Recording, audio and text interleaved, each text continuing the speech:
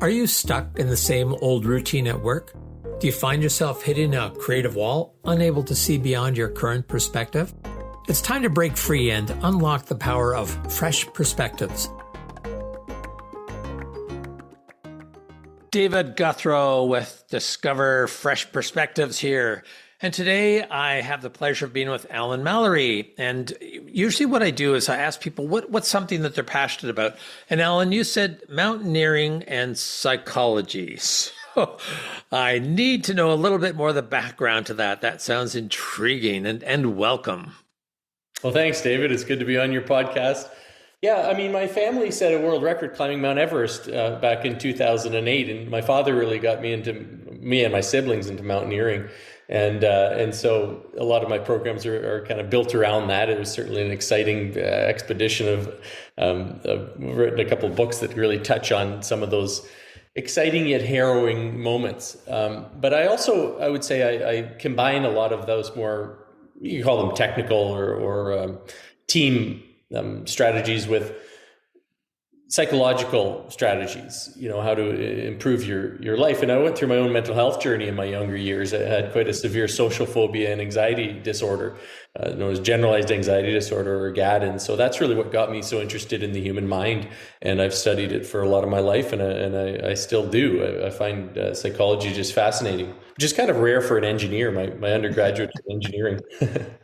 So I want to back up for just a moment, because you said set a record. And what kind of record? Like fastest to the top or first family, or what was that record all about, Alan? Yeah, we're the only family in the world. So it was my father, brother, sister, and I. My mother was actually there as well, but she had a fall just above base camp and tore her Achilles tendon. Yikes. So before us, there'd been like a father and son team, I believe, something like that. But it's it'd be challenging to find for members of the same family that would be interested in even taking on something like that. And then the odds are kind of stacked against you as well. So it was 2 months of some, not something I'd want to go through again, but it was a pretty incredible experience. Well, I can imagine that under stress, most families that I'm aware of anyhow, the tension tends to cause some somewhat aberrant behavior. And I would imagine that climbing Mount Everest has a bit of its own stress attached to it. So how did you folks handle that? Well, exactly. I mean, it helps that we have similar personality distributions. And this is actually from a team environment. If you look at organizations, this is one of the challenges, right? You get really diverse personalities and you're going to have conflicts. Now, when you look at the studies, though, it actually is worth the trade-off, because if you want to have any kind of problem-solving ability or innovation, you need diverse personality. And so, but in terms of just kind of getting along, it is good if the other members of your team are not too different than you. Otherwise, you'll just clash on every discussion. And so, yeah, we have similar interests. That helps as well. And I think my father instilled that in us. And we have similar drive. And so, it's not like we didn't have any conflicts, but I think we were able to, we'd been through other expeditions and adventures before. We've done a lot of family activities throughout our lives. And so we were able to, I would say, not be emotionally drawn in so far that it's going to destroy the relationships when these arguments would come up. Focus on what we've come here to accomplish together and not get sidetracked. So I would imagine that requires a considerable amount of maturity. And it's a good thing that you'd had previous expeditions, because, not speaking for personal experience whatsoever, but sometimes you get into a tense situation and all the baggage comes out. I remember in 1943 when you were that sort of thing. So what kind of conversations did you have when you were planning to go on this, Alan? I'm curious about that. Well, we were planning for about 2 years before, and you're climbing for 2 months straight. And so it's quite a time commitment, and there's just a lot of logistics in terms of the equipment and all of that. And I'm trying to think back to the conversations we had. I mean, certainly the idea started with my father, and it was just around the dinner table about 2 years before we'd set out, and we'd already climbed many of the 7 summits. I'd climbed Denali, and I would say, when I say we, my father had climbed most of them. He wanted to be the only person in the world to climb the 7 summits with members of his family. And those are the highest mountains on each of the 7 continents. And he's now done that. And so certainly the idea started with him. But it has to develop into a personal dream, or you'll talk yourself into turning back long before you get anywhere near the end of that 2-month expedition. And that's why so many people do. And so it really did. I mean, I can only speak for myself, but the more I, looked into it and did the research, I really, developed into that personal dream. It's kind of the holy grail of mountaineering, I guess you could say. And I like to prove to myself that I can, so there's something like that. It really gets at the internal motivation. It would be hard to do a cost benefit analysis on something like this, because the benefit is something like the personal elation and satisfaction you get by realizing that you're able to push through all those challenges and make it a reality in the end. And so that's what I was thinking the driver for me. We had lots of, I don't remember all those conversations we had. We were pretty aligned, and we decided, look, we're going to try to, look out for each other as best we can, mitigate the risks as best we can, and to make this a reality. It's not like it's without risks. There's some we're accepting, but we're going to do it smart. And did you go just with your family? Did you take Sherpas? Was it a larger group? Like, what was your actual expedition like? Yeah, and so as part of the 2 years was I would say conversations around how we're going to structure our team, because we'd never had a Sherpas or anything like that on the other expeditions, and obviously that's going to introduce language differences, cultural differences, personality differences, all of that. But on Everest, you really can't. As far as I can see, it would be impossible to do it, or almost impossible to do it completely unsupported, because someone has to replenish your food supplies over those 2 months at base camp, and extend your visas and all of this stuff. And so we had to start discussing with some outfitters, as I would call them, and most of them weren't interested in supporting what we had in mind. It was basically a self-guided team with some of their support, but a few were, and that's how we got to these discussions. And in the end, we did have the outfitter we went with wanted us to have 2 of their Sherpas with us, so that if we did something completely out of the ordinary and went off and killed ourselves, as many teams do, they have some sort of connection there. They're also trying to run a business, right? So they don't want our fatalities on their books, let's say. Right. And so, they're motivated. So, we had those kind of, we're meeting these 2 Sherpas for the first time. And so we spent a lot of time trying to break down the barriers between us and them. And we became good friends, I would say, over that expedition. They were happy to have us, because a lot of the climbers there, unfortunately, they're people that are pretty, they've reached the pinnacle of the business world or whatever. And so they kind of throw money at this. They're used to getting their own way. And now you're in a really tough environment, biologically, physically, all of that. And so the tempers are high to begin with, and people lash out, and the Sherpas take a lot of the brunt of that. I think they were glad that we were, fairly, what I would say, reasonable people, and that we did try to build a good relationship with them, and they reciprocated. It was the 6 of us all working together to make this a reality. Now, I'm curious how you all contributed differently, because I think you said. So it sounds like your dad is a very experienced climber, and the others of the team perhaps not quite so much. So how did you manage to balance the contribution for something as extreme as climbing Everest? Well, we did have strengths and weaknesses. My brother's an electrical engineer. A lot of logistics around the electronics. How do you make this equipment survive for weeks at a time? So he took the lead role on that. My sister's a nurse. The altitude weakens your immune system, and so you get these awful sicknesses. And really, you're a chemistry experiment in terms of trying to heal yourself from these. And so she really took the lead role when it came to a lot of those challenges. In Nepal, you can get almost any medication over the counter without a doctor's prescription, and so that complicates it further. Often it's not, it's a fake, it's a knockoff. It's not even a real medication. And if it is real, it's not taken properly. And so they create these super bugs from people not completing the course. And so it's a real disaster in terms of the medical. I would say my father took the lead role when it came to, how far we can push into the altitude at a given point without taking on too much additional risk.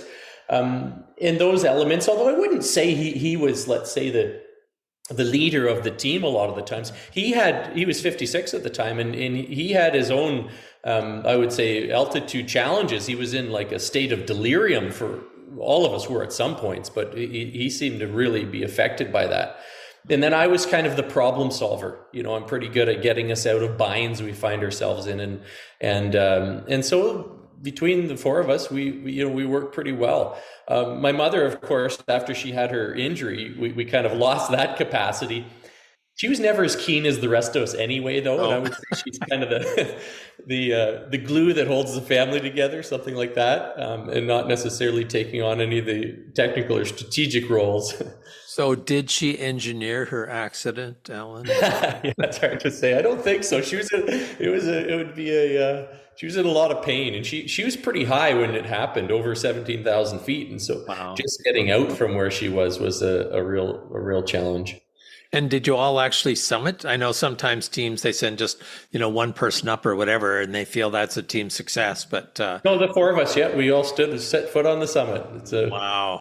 Must be some amazing pictures. Yeah, it's pretty neat up there. It's surreal at the time. That's why you want to make sure you take some pictures, because at that point we've been climbing for 30 hours straight, right through the night, with no rest and no sleep. And so if you do reach the summit, and you're functioning on a third mental capacity because of the lack of oxygen to your brain. And so it's really quite surreal, and from lack of sleep and all of that. So, but I can remember even at the time, there was that feeling of elation. We'd put a lot into this, the planning, but 2 months of climbing is a long time to finally reach our end goal. It was pretty incredible. And I imagine that the scenery up there was incredible, but how about the selfies? I hope there were lots of those. Like, hey, we did it together. Sure. Yeah. No, we did get some pretty neat photos, and you're mostly looking down at the clouds from there, but you can see the mountain peaks poking up through the clouds all over the place. So one thing I was curious about, I'm not sure how this contributed, Alan, but I was looking at all the degrees after your name. Like, you must have a very large business card to fit them all in. So what are the different degrees? What are the different degrees you had, and how, if at all, did they contribute to your contribution in this effort? Sure. Well, my education is in engineering, and so my wife and I, we've lived in various countries, and so I've one of them is my U.S. License. We lived in Arizona for 2 years, and then I was in South America for 2 years as well. And that was when I was working as an engineer in custom machine design. And the engineering mindset, it actually can really help with solving complex problems like you're most likely to be faced with almost continuously in a volatile environment like a mountain. And so that really was a big advantage, being able to problem solve. You have to extrapolate from the other ways you've solved similar challenges in life to try to come up with a quick solution to whatever you're trying to get out of. And so that certainly was a major advantage, I would say, in being trained in that. And I would say also having that type of mindset to begin with. Someone's only going to go into engineering if they are that type of the type of person that thinks like that. Now that can be very good from a strategic point of view. It can actually give you challenges from the mental health space, though, because I'm so analytical, and I think this is what led me to some of my mental health challenges in my younger years. You're always in your mind, you're ruminating, you can't sleep. And the human mind is not a machine. And so you have to, and that's really when I started studying the psychology elements to try to break free of some of that rumination and make those deeper cognitive changes that are important. And so that's my later degrees. As I said, I eventually went on to get a master's in psychology, which is pretty rare for an engineer. But I was motivated to continue down that path by the improvements I saw in my own life. And still am. I really find that it quite fascinating. If you want to live a good life, some of these psychological strategies that you can learn and develop for yourself are pretty important. So now, did I hear you say that you've written a couple of books about this experience, Alan? Yeah, well, my first book is called The Family That Conquered Everest. And so it's really all about our expedition. It has flashbacks into what prepared us physically, mentally, and emotionally, a lot of the other adventures. And it has sections from my other family members. So that one's quite I would say edge of the seat kind of people that right after they've read it, it's some version of, if you guys can get through that, I'll get through this. And they kind of share their Everest. And then my new book, Summits of Self, it has adventure narratives to start each of the chapters, but it's more in the psychological space, those practical strategies in making deeper cognitive changes. It's a lot of it. They're kind of, some of them and some of the chapters, they're these weird, they're mental activities, so they're kind of mind games that when I first started reading about them and trying them out, I thought, well, this is a bit hokey, but it's, changing the ending of certain memories, for example, and running the right mental movies through your mind rather than whatever your mind feels like running, both in the past and in future. And so, but at that point I was thinking, I'm not going to write off anything. I want to figure this out and not have to let's say be burdened by that. It was really quite I had a lot of continual panic attacks and heart palpitations, and it leads to a lot of really negative physiological effects when you've in something like that. And so then some of those strategies, I could see they really were working. When I would think of, let's say, certain situations or memories, it's working because your emotional response, the negative emotional response, is lessened. So then I doubled down on some of those, and I noticed that it also helped me when I was faced with similar situations in the here and now. And so that's why I started thinking, well, as much as these little mind games seem superfluous, or they're not going to be useful, they really work. And so that's what that book is really quite practical for people. And when I get emails on it, it's usually some version of that's helped overcome whatever challenge they're dealing with. So do you hire yourself out to help teams in escape rooms, Alan? Not so much in escape rooms, but lots of team workshops and things like that. Mm-hmm. So what I'll do is I'll put your contact information as well as the names of those books in the program notes when we're done here, in case people want to follow up with that. So if you were to give just 2 or 3 tips to and the listeners, I don't know who's listening to this. I'm not targeting anybody, just anyone that's interested in hearing some different perspectives. If you were to offer 2 or 3 tips on how to think about or work through challenging situations, what might those be? I realize I'm putting you on the spot here, but come on, you've written 2 books, for crying out loud. Working through challenging situations. I mean, this is make sure it's something that it's a lot easier to, I'm talking about maybe large scale goals that we all set that have layers of challenges on them. And it's a lot easier to summon up the resilience and perseverance you might need to work through them when it's something that is really meaningful to you to begin with. We end up being kind of pushed in directions by family and friends. And so we kind of think these are goals that are meaningful to us, and yet they aren't. And so that's where the introspection is important. Make sure, and I've tried to do that in my own life, make sure that the things I'm pursuing are actually things that are meaningful, because it's going to be that much meaningful to me, because it's pretty hard to summon up the resilience to keep bouncing back from the adversity. And so that's the first step. There's also being able to control your focus.